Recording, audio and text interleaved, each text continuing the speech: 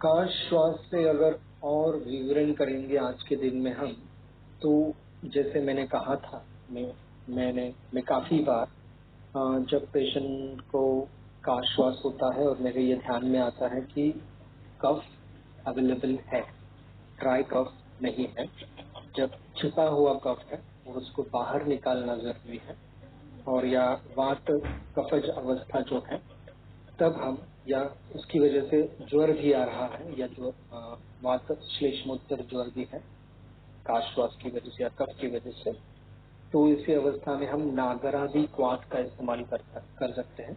नागरम पुष्करम मूलम गुडुचि कंटकारिका, ये जो है अष्टांग हृदय में आया हुआ कल्प है। नागरादि कषाय अगस्ती फार्मेसी का अवेलेबल है, रेडीमेड कषाय की बोतल आती है, या उसका अगर टैबलेट अवेलेबल है कि नहीं मुझे याद नहीं है, अगर होगी तो वो भी हम इस्तेमाल कर सकते हैं। मैंने काफी सारे पेशेंट हैं जो कास के सिर्फ नागरादि कषाय से ट्रीट किए हुए हैं। नागरादि कषाय में हम अलग अलग तरीके से वेरिएशंस ला सकते हैं। जैसे कि अगर थोड़ा ड्राइनेस अगर हमें लग रहा हो तो नागरादि कषाय में हम दशमूल ऐड कर सकते हैं, या अगर हमें सूक्ष्मगामित्व अपेक्षित हो तो नागरादि कषाय प्लस दशमूल प्लस सेंधा नमक के इस्तेमाल कर सकते हैं, या नागरादि कषाय प्लस दशमूल प्लस ज्येष्ठ मद भी इस्तेमाल कर सकते हैं अगर हमें वातानुबंध उसमें महसूस होता है तो ये जो है इस तरह से हम नागरादि कषाय इस्तेमाल कर सकते हैं। उसी तरह से हम, अगर हमें फीवर पे एक्टिवली काम करना है तो नागरादि कषाय जो है उसी में हम किरात तिक्त अगर ऐड करेंगे तो इसका जो कॉम्बिनेशन है उसको पंचतिक्त कषाय करके पहचाना जाता है। तो ये भी हम इस्तेमाल कर सकते हैं जब हमें ज्वर काश श्वास ये तीनों कंडीशन पे एक ही समय पे काम करना हो। जाहिर है एक्चुअली पंचतिक्त कषाय जो है ये काफी कड़वी टेस्ट इसकी आती है, तो इसलिए ज्यादा दिन तक भी हम पंचतिक्त कषाय पे नहीं रख सकते। ये जो है 4 दिन वगैरह हम यूज कर सकते हैं। और बहुत सारे केसेस ऐसे भी हैं जिनमें खाली मेडिकेटेड डिकॉक्शन है उससे भी आराम मिला है, कुछ भी बाहरी दवा की जरूरत नहीं। जो मेडिकेटेड डिकॉक्शन मैं मेरे प्रैक्टिस में अक्सर इस्तेमाल करता हूँ आपको बताता हूँ। आधा पैर मतलब ये एक पैर, ये 2 पैर, ये 3 पैर, ये एक पैर हो गया, इसका आधा पैर अदरक, आधा पैर दालचीनी, एक इलायची उसके ऊपरी हिस्से के साथ, पूरी अखंड इलायची, फिर तुलसी के पत्ते 2 से 5 तक ले सकते हैं, फिर गौती चाय की जो पत्ती होती है वो इस्तेमाल कर सकते हैं, और हल्दी। इसका अगर हम काढ़ा बनाएंगे और काढ़ा बनाने के बाद वो छान के लेने के बाद उसमें जो रॉक शुगर होता है, मतलब जो खड़ी शक्कर होती है बड़ी वाली, उसकी पाउडर, या फिर पतंजलि की बूरा शुगर, या खांडसरी की शुगर, या ऑर्गेनिक शुगर, या केमिकल शुगर, या ऑर्गेनिक गुड़ जो होता है, ये भी काढ़ा तैयार होने के बाद इसमें से कुछ भी हम अगर मिक्स करके देते हैं तो उससे भी जब कम बल वाली संप्राप्ति होती है तब खाली ये 2 टाइम अगर हम देंगे, जिसे मैं मेरे प्रैक्टिस में हेल्दी रिफ्रेश करके नामकरण मैंने इस कॉम्बिनेशन का किया हुआ है, या इसी कॉम्बिनेशन में कुछ फेरफार भी अगर मैं कुछ बदलाव भी करता हूँ फिर भी इसे हेल्दी रिफ्रेश ही मैं कहता हूँ, तो ये हम दे सकते हैं। तो इससे काफी सारे पेशेंट में रिजल्ट मिल चुका है।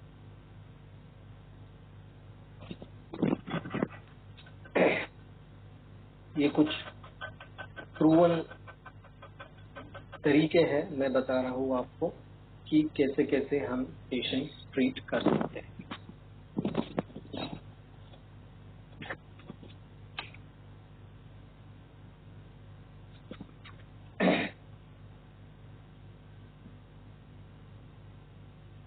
श्वास में जो मैंने बताया, मुझे क्या क्या बताना था, यवन नदी तेज का, विडंगादि चूर्ण का बताना था मुझे। फिर दशमूलादि सिद्धि क्रिया जो है या क्वाक जो है वो बताना था, वो भी बताया मैंने।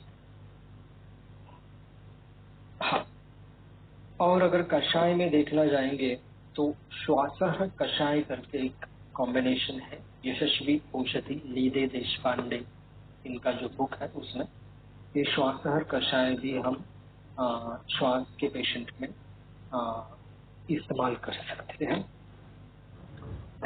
मतलब जब हमें कुछ ज्यादा डिटेलिंग में नहीं जाना हो या डायरेक्ट कुछ मेडिसिन कौन सा दे सकते हैं ऐसा सोचना, तो हम श्वासहर कषाय जो है वो भी दे सकते हैं।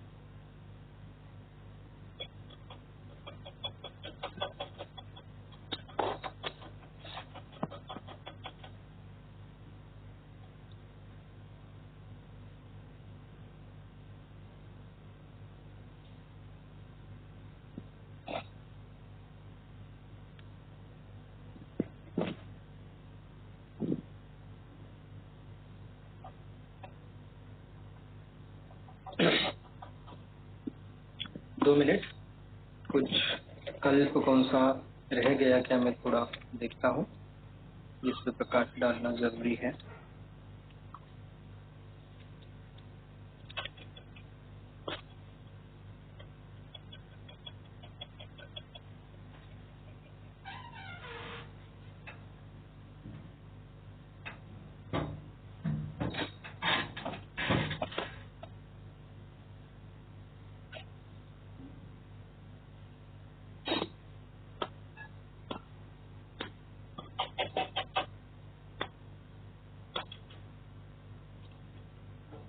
दशमूलारिष्ट के बारे में थोड़ा बता सकता हूँ मैं। दशमूलारिष्ट जब वातज कास हो तब दशमूलारिष्ट हम यूज कर सकते हैं, और जब धातु को बल देना जरूरी होता है तब दशमूलारिष्ट हम यूज कर सकते हैं। फिर अगर जो कास है उसमें वात का अनुबंध होता है तब हम दशमूलारिष्ट के साथ कंबाइन करके भी दे सकते हैं, फॉर एग्जाम्पल सोमासो दशमूलारिष्ट ऐसे इस तरीके से।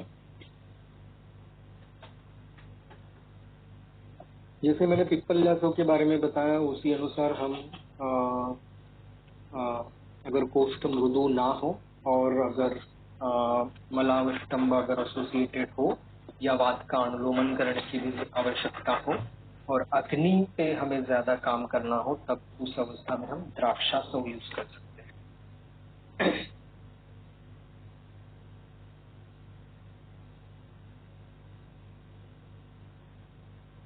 और जब कांस श्वास ये जो है ये लक्षण स्वरूप हो और मेन व्याधि अगर अर्च वगैरह हो तो उस समय में अभयरिष्ट से आराम मिल जाता है। श्वास हर कषाय के कंटेंट अभी तो मेरे पास ठीक है, देखता हूँ, मैंने पहले लिखे हुए हैं, मैं मेरी स्क्रीन शेयर करता हूँ आपको।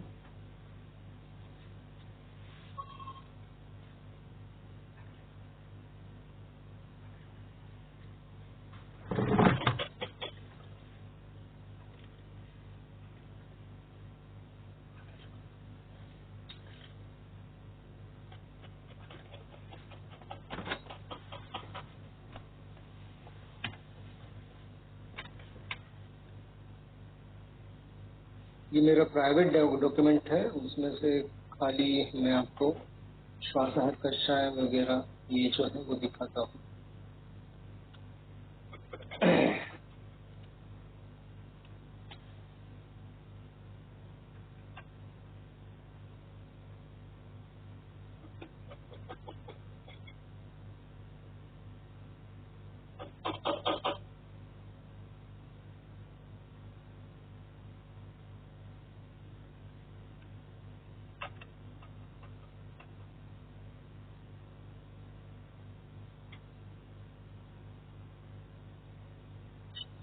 हाँ, यवन्यदी पे देखो, यवानी पिप्पली बिल्व मध्य नागर चित्रकर आसना आजादी पृथक करणी पलाश शेट्टी कोश करे।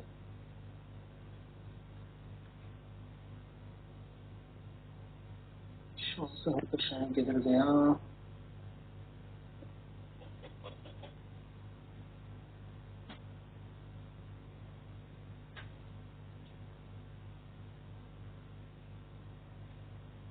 श्वास हर प्रश्न।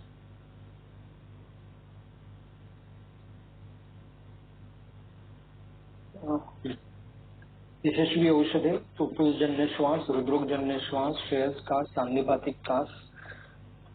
इसमें है हरित की, अड़ूसा, रिंगनी, यष्टि, कुंठ, पुष्कर्म और भारम।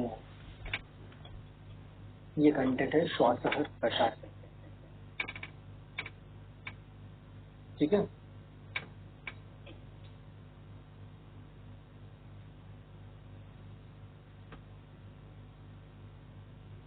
ओके। ऐसे आप खुद भी सब जो डिसीज है उनसे रिलेटेड जो कल्प है वो इकट्ठा करके उसके इंटरनल रिसर्च एंड डेवलपमेंट कर सकते हैं।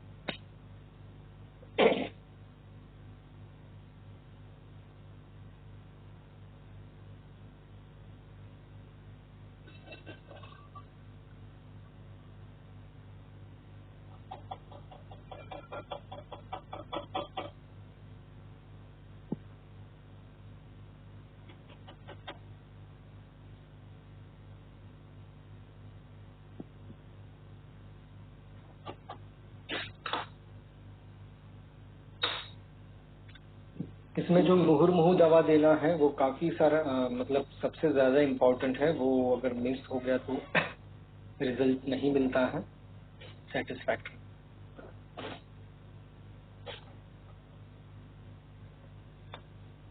और ज्यादा कल्प भी चूज नहीं करने हैं कभी भी। और जो कल्प है वो उनका मतलब स्वभाव जो है वो एकदम कॉन्ट्रास्ट नहीं होनी चाहिए। आपकी लाइन ऑफ ट्रीटमेंट तय होनी चाहिए और मेडिसिन जो है वो उसके अनुसार तय होने चाहिए।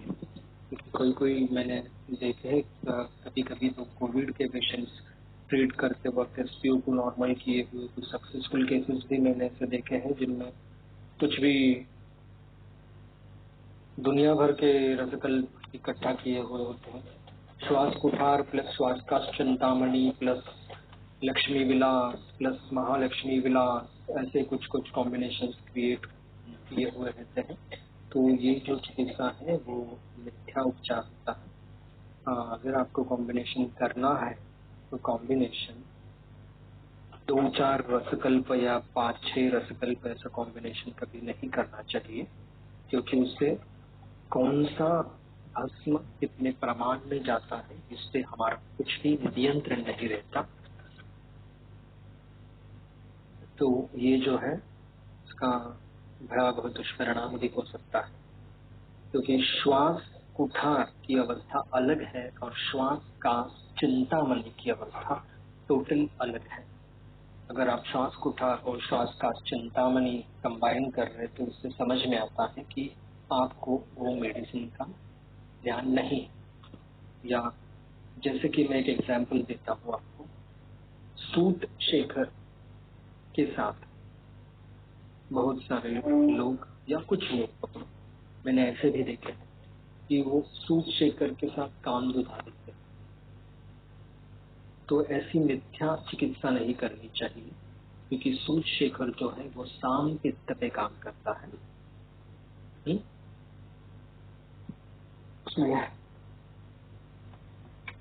और जो कामदुदा है वो निराम पित्त पे काम है। अगर आप सूट शेखर और कामदुदा कंबाइन कर रहे हैं तो इससे जाहिर होता है कि आपको निदान नहीं हुआ। दोनों की अवस्था, ये जमीन आसमान का अंतर है दोनों की अवस्था। ठीक है, तो ये अगर आप चिकित्सा करते वक्त ध्यान में रखेंगे तो आपको रिजल्ट मिलना ही मिलता है। बिना मतलब किसी व्यापक की रिजल्ट मिलेगा। In chronic Schwartz or CAS, all investigations to rule out TB or no need to do that. Actually, investigations तो हमें करने होते हैं, वो हम साइड बाय साइड कर सकते हैं, लेकिन अपनी जो चिकित्सा होती है वो चिकित्सा जो अपना जो प्योर आयुर्वेदिक निदान होता है उसके अनुसार होनी चाहिए। तो इसमें कुछ अगर गफलत ना हो तो रिजल्ट मिलता है।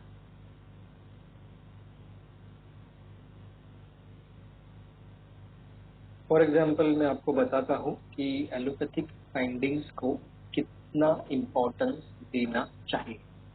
मेरे पास ये थोड़ी अलग केस है। मेरे पास एक थैलेसीमिया माइनर की केस आई हुई थी। तो उस टाइम मैंने थैलेसीमिया माइनर पढ़ा भी नहीं था, मुझे उसके बारे में कुछ ज्ञान भी नहीं था। मैंने पेशेंट की केस टेकिंग ली। पेशेंट की केस टेकिंग मैंने ली। उसकी कंप्लेंट्स थे कि उसकी भूख मतलब वो खा नहीं पा रही है, एसिडिटी बढ़ी है, खाना खाते वक्त या पानी पीते वक्त उसको दर्द होता है जैसे ही वो अंदर जाता है, और मुंह में छाले भी थे, तीखा भी वो सहन नहीं होता था उसको, जिह्वा जो थी वो नीराम थी, शरीर एकदम पुरुष था और उसमें कार्ष्ण्य भी आया हुआ था। जैसे गर्मी में किसी क्या बोलते हैं उसको, जो पठारी प्रदेश होता है ना, सोलापुर वगैरह टाइप या राजस्थान टाइप, उसमें जैसा पेड़ के पत्ते झड़ जाते हैं और वो जला हुआ पेड़ जैसे दिखता है, वैसा वो उनका रिप्रेजेंटेशन था। तो मैंने ये केस का निदान सिंपल किया था, नीराम पित्त वृद्धि, और उनको मैंने नीराम जो पित्त है उस पर काम करने वाली सब मेडिसिन यूज की थी।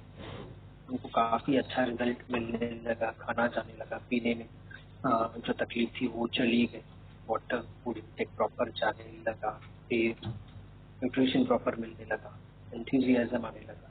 और 2 महीने बाद मुझे वो पेशेंट, जो फीमेल पेशेंट थी, वो हस्बैंड के साथ मेरे केबिन में आई। उस वक्त में तो उन्होंने मुझे बताया कि डॉक्टर, वो उन्होंने किस्सा पिछला बताना शुरू किया। मुझे तकलीफ थी तो हम लोगों ने केईएम में ट्रीटमेंट ली थी। केईएम के जो डॉक्टर है उन्होंने मेरे मिस्टर के सामने मुझे बताया था कि ये अब तक जिंदा कैसे, ऐसा बोला था। तो मुझे पता चला कि केईएम के डीन ने जो केस बुकिश रिप्रेजेंटेशन या बुकिश साध्यासाध्यता का विचार करके छोड़ी हुई थी, वो केस हमने अच्छी तरह से ट्रीट की। तो इसीलिए अपना निदान जो है वो अगर परफेक्ट होगा तो एलोपैथी डायग्नोसिस कितना भी अपने को टेंशन वाला लगे तो वो मायने नहीं रखता। ओके,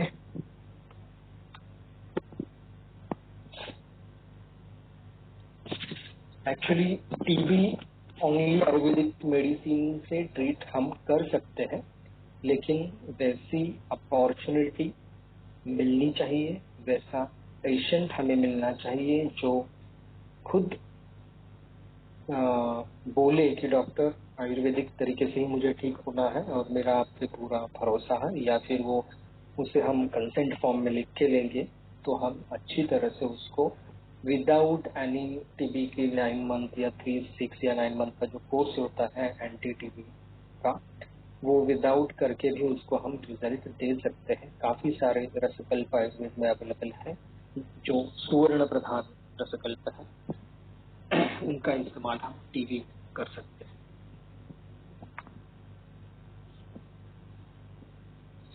राजब्रूकाउंट जैसी कुछ दवाइयाँ हैं, काफी सारी दवाइयाँ हैं, या और श्रृंगारा ब्रस भी है, ऐसे काफी सारे कल्प हैं जिसका हम टीबी में इस्तेमाल कर सकते हैं।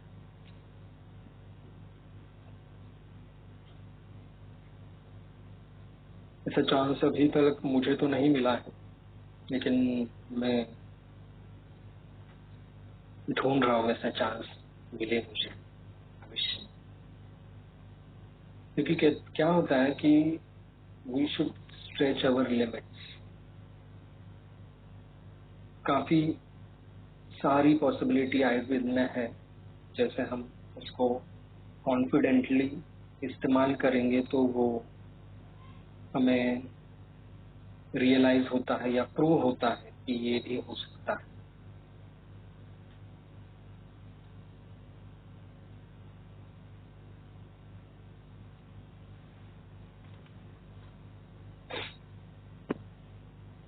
चिकित्सा सिद्धांत वगैरह वो सब का श्वास जैसे क्षय जो हम ट्रीट करते हैं या ज्वर ट्रीट करते हैं उसी अनुसार सब ट्रीटमेंट होता है। कुछ अलग नहीं होता है।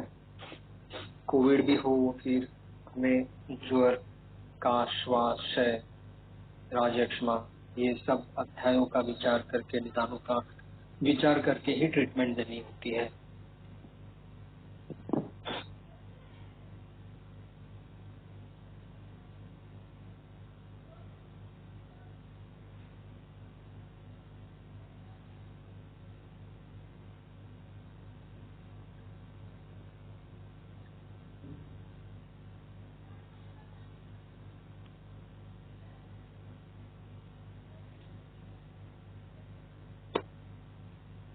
का श्वास से रिलेटेड और कुछ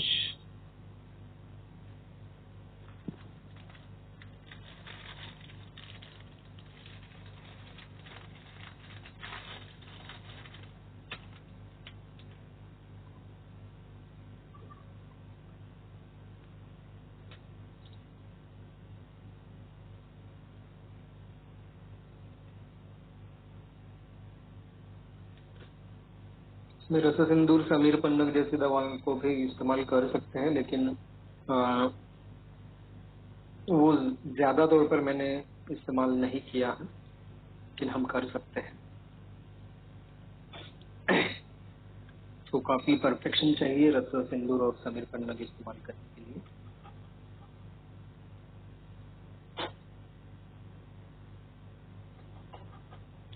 नागबुट्टी जो है एकदम जीर्ण स्वरूप का जब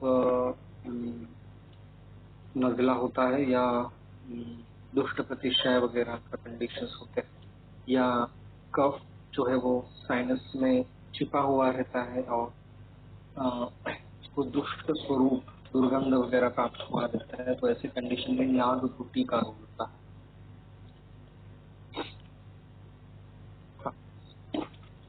और इसी के साथ साथ मैं ये जो है ठीक है, बाकी के जो विषय है क्रोनिक साइनसाइटिस या एलर्जिक राइनाइटिस वगैरह, ये जो है वो डीएनएस वगैरह ये हम कल के लेक्चर में इसका विवरण करेंगे, तो वही बेहतर रहेगा। ये जो है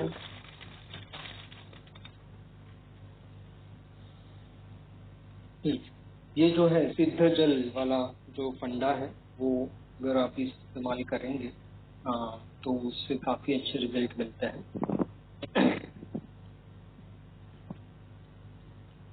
ज्वर के बारे में भी हम फिर अगले किसी लेक्चर में बोलेंगे।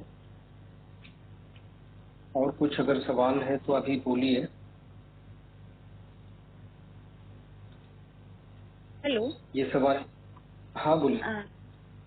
सर मोस्ट ऑफ द यानी मैंने बच्चों का देखा है, यानी मेरी बेटी का देखा है कि कास का जो उनको तकलीफ होता है बच्चों में वो मोस्टली रात के समय में होता है। तो ऐसे इसमें आशुकारी कुछ क्या हम लोग कॉम्बिनेशन दे सकते हैं आशुकारी अवस्था में? एक्चुअली काफ की तकलीफ जो है वो रात को होना या सोते समय होना, ये मोस्टली जो लाइंग डाउन पोजीशन में जो ल्यूमेन कम होता है उसकी वजह से होता है। मतलब जो श्वसन वाहिनियां हैं उनका ल्यूमेन कम होने की वजह से। तो उनको ब्रोंकोडायलेट जो है वो अच्छी तरह से होना चाहिए, इसलिए आशुकारी अवस्था में हमें आसवारिष्ट का ही इस्तेमाल करना पड़ता है।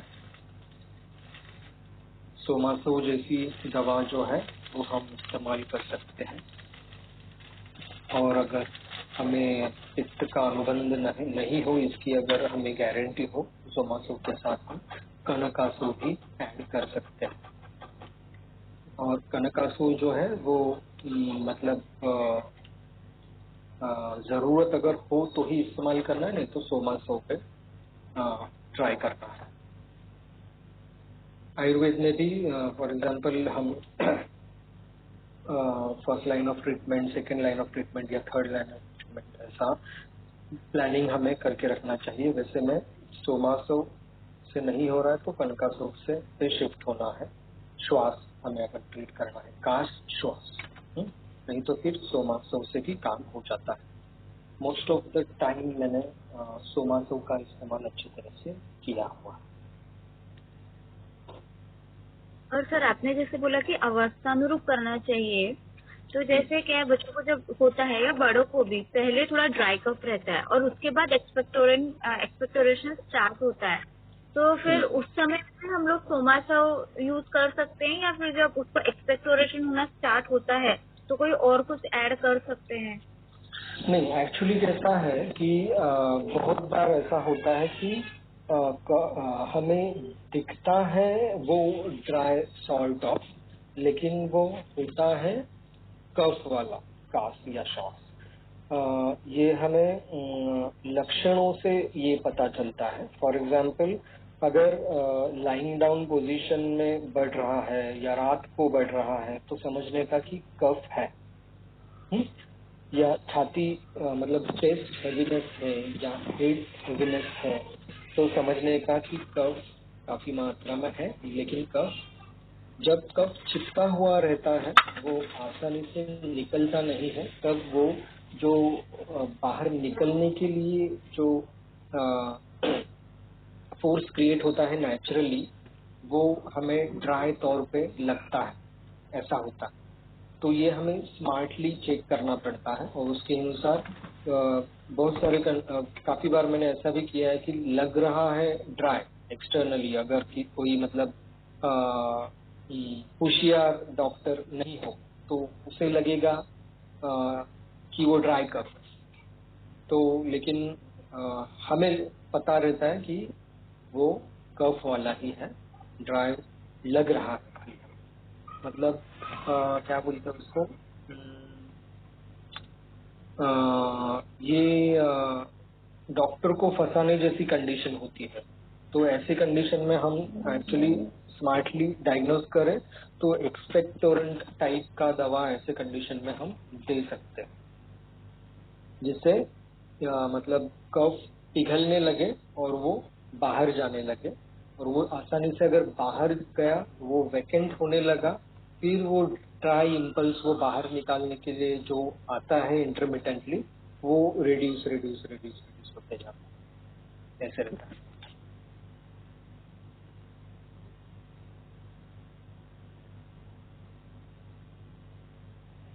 और जैसे मैंने ये बताया, कफानुबंधी वातज कास वगैरह जब अवस्था आती है तो उसमें कैसे रहता है कि बहुत ही ड्राई कफ होता है। ड्राई मतलब खास के जो रिब्स है वो रिब्स में दर्द होने लगता है, गले में दर्द होने लगता है, नॉन स्टॉप खांसी आती है। और खांसी का जो आवाज है वो बलगम वाली खांसी की आवाज जैसा नहीं लगता, एकदम टिपिकल ड्राई नेचर लगता है, ऐसा रहेगा।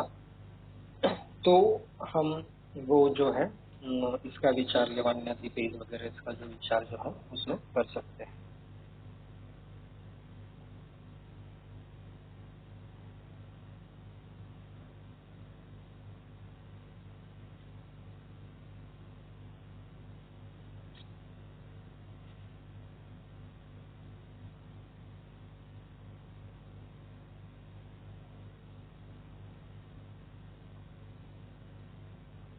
और कुछ सवाल है?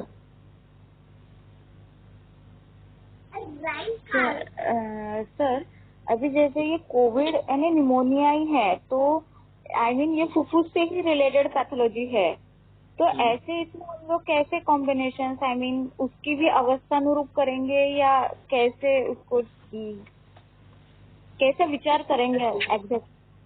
हाँ, उसमें भी ना हमें जो जो एक्चुअल जो आयुर्वेदिक सिद्धांत के अनुसार जो ट्रीटमेंट देते हैं ज्वर काश श्वास क्षय में, उसी अनुसार ट्रीटमेंट हमें देनी होती है। वो कोविड पॉजिटिव भी रहेगा तो ही। तो लेकिन इसमें कैसा होता है कि अगर संप्राप्ति जो है वो लंग्स में डीपली पहुंच चुकी है, सीटी स्कोर बिगड़ चुका है, ऐसी अवस्था में हमें आशुकारी चिकित्सा और जो कुछ अवस्था देख के रसायन वगैरह ये सब स्मार्टली यूज करना पड़ता है। और जो है फॉर एग्जांपल हम मैं आपको बताता हूँ, अगर कफ जो है शुरुआत मतलब यूआरटीआई जब रहता है अपर रेस्पिरेटरी ट्रैक्ट इन्फेक्शन, तो अपर रेस्पिरेटरी ट्रैक्ट में जब इन्फेक्शन होता है तब तक ही रिजल्ट देना, ये अगर करेंगे तो कोविड के केसेस वर्सन नहीं होते हैं और वो एलआरटीआई में कन्वर्ट हो जाता है। लंग्स में अगर संप्राप्ति जाती है तो उसके बाद हमें फास्ट और स्मार्टली ट्रीटमेंट देके उसको हैंडल करना पड़ता है, क्योंकि वो केस अगर हम उसमें अवस्थानुरूप परफेक्ट ट्रीटमेंट नहीं की तो वो वर्सन होके वो केस हाथ से निकल सकती है। तो कफ जो है, कफ निकालने के लिए उस समय में अगर हस्तवारिष्ट का जो कुछ मेडिसिन है, सोमासो प्लस वासकासो हो या कोई भी हो, वो अगर हम यूज करेंगे कफ बाहर जाते जाएगा तो लंग्स की रिकवरी में फास्ट उसमें हमें रिजल्ट मिलता है।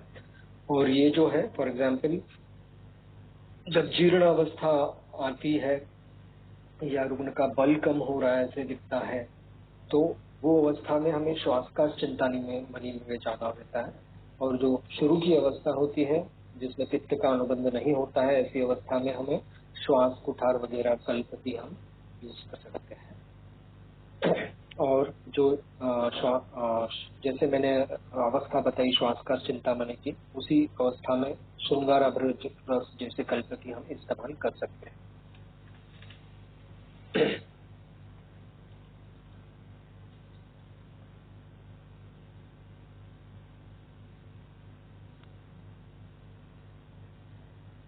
और कफ प्रधान जब अवस्था होती है तब मैंने जैसे बताया कि आसवारिष्ट हमने इस्तेमाल किए और वो कफ प्रधान अवस्था फिर भी हट नहीं रही, ज्यादा हट नहीं रही और बैलेंस है कुछ, और अभी धातु बल भी कम होने लगा है, तो ऐसी अवस्था में हम चित्रखंड की अवलेह तो शुभ हो सकते हैं, जो अवलेह फॉर्म में रह के भी पोटेंट कफग्न है।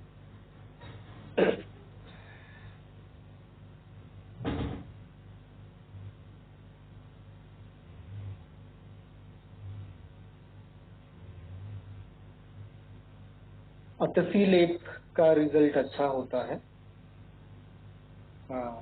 जो मोस्टली जो निमोनिया जैसे कंडीशंस हो या काश श्वास जो है कफ पिघल के बाहर आने के लिए उसमें अतिथि लेप का काफी सारा अच्छा उपयोग होता है। और ये जो है तैलाक्त लवण जो बोला है अष्टांग हृदय में, वो भी आप कर सकते हैं।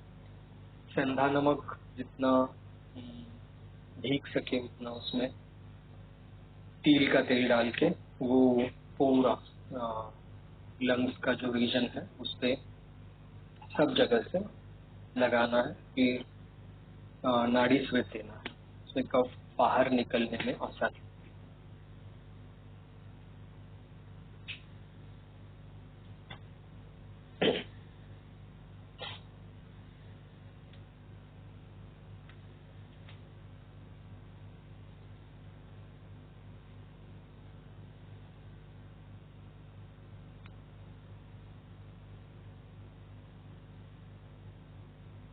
जो पोस्ट कोविड केसेस है उसमें काफी अच्छा रिजल्ट हमने दिया हुआ है। कोविड के केसेस का ज्यादा डाटा नहीं है मेरे पास, लेकिन जैसे ही आएगा मैं उस पर ज्यादा प्रकाश डालूंगा। पोस्ट कोविड के बारे में मैं कुछ चीजें बताना चाहूंगा। पोस्ट कोविड में अगर हम देखेंगे तो उसमें हमें धातु बल पहले जैसे करना, अग्नि बल बढ़ाना, ये चीजों पे हमें कंसंट्रेट करना पड़ता है। और जो है लंग्स को और हार्ट को हमें सबल करना होता है। तो इसमें ज्यादा रोल आता है गुरुची घन का, संशमनी वटी का रोल आता है, और कुछ फिर श्रृंगारा रस का भी रोल होता है। और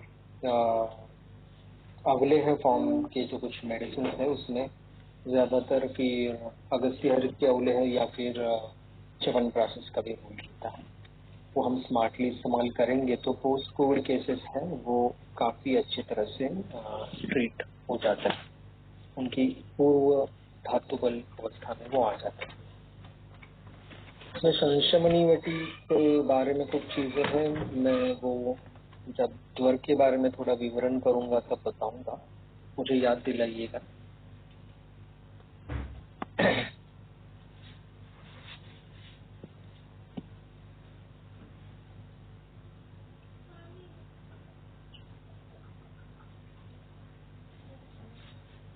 4:30 बजे तक हम लोग कंटिन्यू कर सकते हैं, और कुछ सवाल है तो पूछिए। और ये जो सिंपल निमोनिया यानी अभी तो कोविड बहुत चल रहा है, बट जैसे जैसे बहुत सारे बच्चों को निमोनिया बहुत इफेक्ट होता है, तो उनके लिए अपन कुछ प्रिवेंटिव या ऐसे कुछ ये कर सकते हैं क्या, या बड़ों के लिए भी? आई मीन निमोनिया के काफी ओल्ड एज पेशेंट भी रहते हैं, तो मतलब न्यूमोनिया प्रिवेंट करने के लिए मतलब बोल रहे हैं कि ट्रीट करने के लिए? ट्रीट करने के लिए, और पोस्ट निमोनिया यानी जैसे बहुत पेन भी रहता है निमोनिया के पेशेंट्स को, चेस्ट पेन रहता है, तो आई मीन बहुत बार ऐसे होता है कि वो ऐसा लगता है कि कार्डियक पेन है या निमोनिया का पेन है, वो कैसे डिफरेंशिएट करें और ट्रीटमेंट कैसे उसका विचार करेंगे?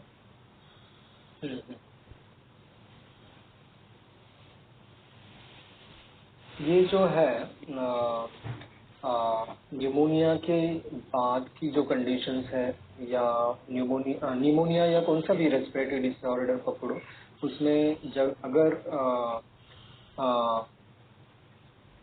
लंग्स के ज्यादातर टिश्यू पहले जैसे करने हो, या फाइब्रोसिस घलाना हो, या ये जो चीजें हैं वो उनका विचार करना पड़ता है। मतलब वहाँ की इलास्टिसिटी प्रॉपर होनी चाहिए, कफ निकल जाना चाहिए, धातु बल बढ़ना चाहिए, वहाँ पे प्रॉपर अवलंबक कफ निर्माण होना चाहिए।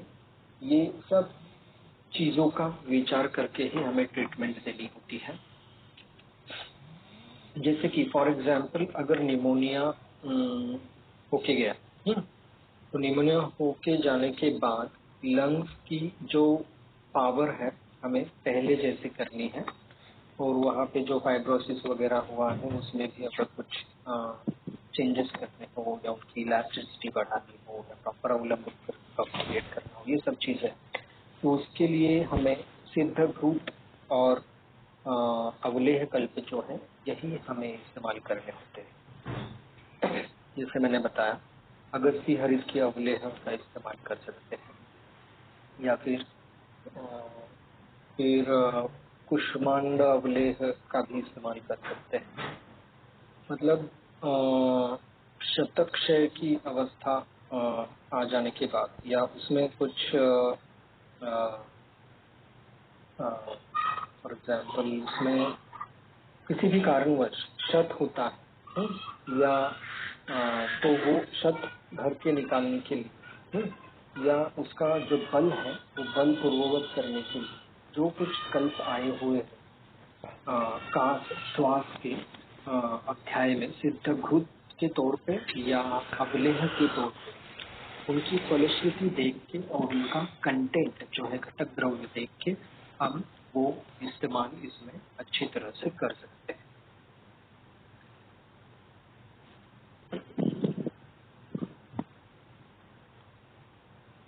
इससे काफी अच्छा रिजल्ट मिलता ही है।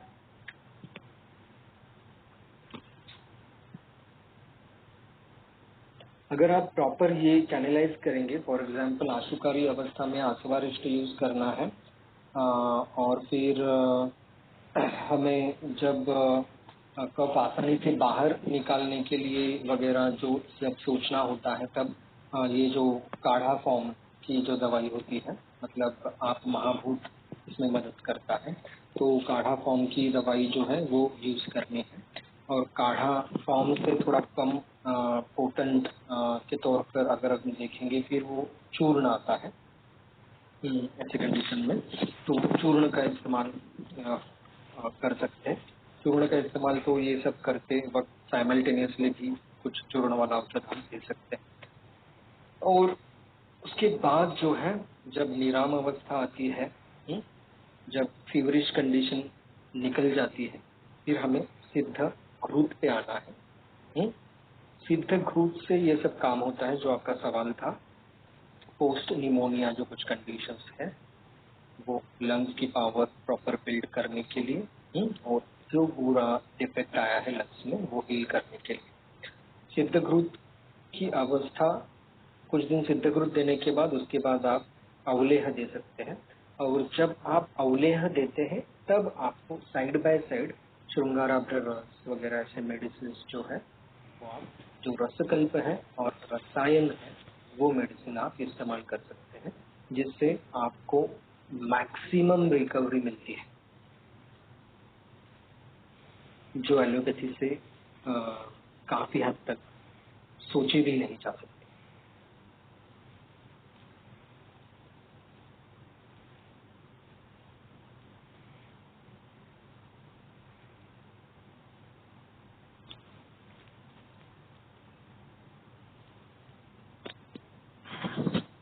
सर, हाँ बोलिए। हेलो। बोलिए। यदि हाँ, यदि यदि अध्ययन नहीं कह सकते, लेकिन ग्राउंड प्ले कम होने के कारण अभी हम देखते हैं कोविड सिचुएशन में बच्चे बाहर ज्यादा खेल नहीं सक रहे हैं, और घर में भी है और हमेशा कुछ न कुछ खाते रह रहे, इस कारण जो एलर्जिक राइनाइटिस या वारंवार प्रतिशय या कास के लक्षण दिखाई दे रहे हैं, ऐसे पेशेंट में कैसे विचार करना चाहिए? एक्चुअली क्या है, ऐसे पेशेंट में ना हमें दिन में आधा से 1 घंटा उनके लिए थोड़ा टाइम निकालना जरूरी है। उनके साथ थोड़े, अगर घर आपका बड़ा हो तो घर में ही थोड़े एक्टिविटीज ऐसे लेने चाहिए जैसे जिससे उसको पसीना आए। तो उसके साथ खेलना, बैट बॉल आप खेल सकते हैं अगर पॉसिबल है तो। बैट बॉल खेल सकते हैं, या फिर उसके साथ रनिंग खेल सकते हैं, या फिर उसके साथ आप लुका छुपी खेल सकते हैं, या फिर साइकिलिंग उसको करा सकते हैं। ये हो गया अगर घर बड़ा है तो। ये हो गया एक्सरसाइज में से। दूसरा क्या पूछना है आपको, आहार में से पूछना है क्या, क्या कैसे करना है? नहीं, फिर मतलब ऐसी अवस्था में मतलब अन्न व स्रोत दृष्टि देखना है या रस व स्रोत दृष्टि, मतलब किस लाइन ऑफ ट्रीटमेंट कैसे तय करना है? अन्न व स्रोत, क्योंकि वारंवार हो रहा है। नहीं, ठीक, एक मिनट, कि हम ये तो सब मतलब बता ही रहे, कर भी रहा है, लेकिन मतलब ठीक है, ज्यादा कुछ नहीं तो भी सूर्य नमस्कार, योगासन, ये सब चल रहा है, लेकिन अभी घर में है तो थोड़ा सा 4-5 घंटे में कुछ न कुछ खाना, इस टाइप से तो हो ही रहा है। तो वो तो हम हमेशा नहीं कह सकते कि नहीं खाना है, दूध की चीजें नहीं खाना है। ऐसे देखा है मतलब कि कुछ दूध की चीजें या आइसक्रीम या पनीर या दही खाने के बाद होता है थोड़ी सी, मतलब दूसरे दिन सुबह एलर्जिक, मतलब ज्यादा शवथु आना, इस टाइप से लक्षण दिखाई दे रहे हैं। तो हमेशा तो ऐसे कह नहीं सकते कि ये मत खाओ वो मत खाओ। तो इसमें कैसे मतलब रस व स्रोत दृष्टि के हिसाब से ही कुछ ट्रीटमेंट तय करनी है। सिर्फ हमेशा ही हम पथ्य तो नहीं बोल सकते ये ऐसा नहीं करना है वैसा। ऐसे बच्चों में थोड़ा सा मतलब हमारे खुद के भी एक्सपीरियंस से मैं ये महसूस करती हूँ कि इरिटेट हो जाता है। बराबर। तो कैसे कैसे उसमें अन्नव और रसव स्रोतस का विचार तो करना ही पड़ता है। ये तो एक्चुअली काश श्वास में, प्रतिशय में, सब में करना पड़ता है, ज्वर में भी करना पड़ता है। तो उसके लिए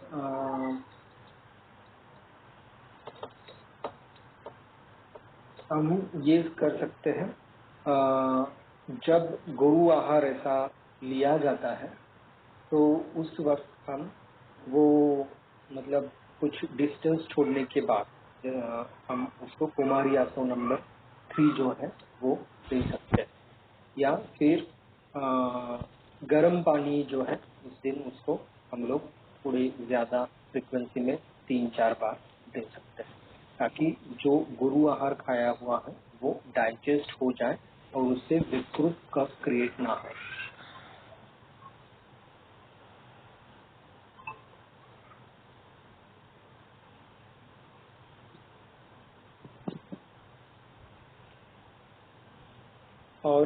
और एक कर सकते हैं, अदरक का रस और खड़ी शक्कर, इसका जो है वो चाटन, मतलब वो हम इस्तेमाल कर सकते हैं। अदरक का रस और खड़ी शक्कर, या अदरक का रस और शहद, ये हम इसको इस्तेमाल कर सकते हैं। जब गुरु आहार हो उस दिन कंपल्सरी यूज करना, सुबह शाम खाली पेट यूज करेंगे तो ज्यादा बेहतर, और रात को सोते समय।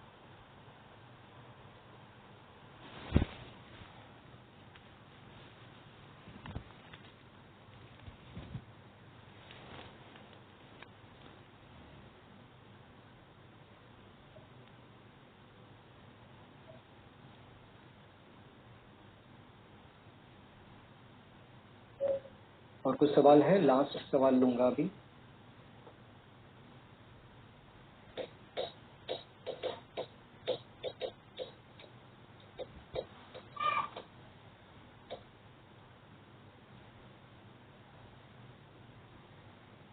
आसवारिष्ट हमेशा खाने के बाद ही देना चाहिए, जैसे मतलब काल कौन सा रहेगा? नहीं, ऐसा कुछ नहीं है। आसवारिष्ट जो है, जैसे मैंने पहले एक्सप्लेन किया, अनन्न काल जो है, जब उसमें इस्तेमाल करेंगे तो बेहतर रहता है। और फिर ज्ञानोदान भी यूज कर सकते हैं, क्योंकि ज्ञानोदान पे काम करना ही होता है काश श्वास में। और सुबह खाली पेट और रात को सोते समय अगर इस्तेमाल करेंगे तो रात को नींद अच्छी आती है, रात को सोते समय इस्तेमाल किया तो। और सुबह खाली पेट अगर इस्तेमाल किया तो जो मतलब दवा के वीर्य का काम डायरेक्ट दोष दुष्य समुच्चना पे होता है, उसकी एनर्जी जो है वो फूड डाइजेशन में नहीं वेस्ट होती, तो ये भी सोचना पड़ता है। इसलिए हम लोग एक तो 2 काल पे या चारों काल पे हम दवा इस्तेमाल कर सकते हैं, सुबह खाली पेट, दोपहर खाने के बाद, और शाम को खाली पेट, और रात को खाने के बाद। रात को खाने के बाद और रात को सोते समय इसमें कुछ ज्यादा विचार करने की जरूरत आजकल नहीं होती, क्योंकि गैप काफी कम रहता है। अगर जरूरत है तो आप वैसा इस्तेमाल कर सकते हैं। शाम को खाली पेट का अगर स्किप भी किया तो भी चलेगा, रात को खाने के बाद, सॉरी, शाम को अगर वो जल्दी खाने वाले हैं, अगर गाँव में रहते तो शाम को खाने के बाद लेके फिर रात को सोते समय भी दे सकते हैं। और अनुपान सम प्रमाण में लुकवार्म वाटर ऐसे ही बताना, मिक्स कर। सम प्रमाण ल्यूकोम वाटर। अच्छा, लेकिन कभी कभी सर ऐसे दिखाई देता है कि अरिष्ट लेने के बाद कुछ लोगों को तकलीफ तो होती है, जैसे कि थोड़ा पित्त बढ़ना या बॉयल हैबिट चेंज हो जाना फ्रिक्वेंटली, मतलब लूज मोशन ऐसे नहीं है, लेकिन जैसे पहले 2 या 3 ही बार या एक ही बार मोशन जाते थे और पूरा पेट साफ होता था, लेकिन अभी फ्रिक्वेंटली जाना पड़ता है। लूज मोशन ऐसे नहीं है, लेकिन जो है time of defecation is increasing, इस टाइप से कुछ कंप्लेंट नहीं। नहीं, ये आप कौन सा अरिष्ट इस्तेमाल करते हैं उसके कंटेंट के बारे में अगर प्रॉपर जानकारी हो तो नहीं होता है। ऐसा द्राक्षारिष्ट से थोड़ा हो सकता है, फिर कुमारी आसो नंबर 3 से हो सकता है, नहीं तो फिर सोमासो से तो ऐसा कुछ देखने में नहीं मिलता, ऐसा कुछ होता है। और कनकासो से पित्त बढ़ता हुआ दिखता है। और हाँ, ऐसा है। और पिपल्यासो से भी कुछ ऐसा मोशन की संख्या बढ़ती है वगैरह, ऐसा नहीं देखने में मिलता। भृंगराजस्व अगर हम इस्तेमाल कर रहे हैं तो भृंगराजस्व से वैसा होता है। भृंगराजस्व का रोल ही ऐसा है कि वो यकृत से जो निकलने वाला जो पित्त है वो अच्छी क्वालिटी का निकलता है भृंगराजस्व यूज करने के बाद, और आंतों की पुरस्चरण गति जो है वो अच्छी तरह से करता है भृंगराजस्व। तो आप कौन सा आंसू इस्तेमाल कर रहे हैं उसके ऊपर डिपेंड है वो, मल पे क्या असर होने वाला है या पित्त पे क्या असर होने वाला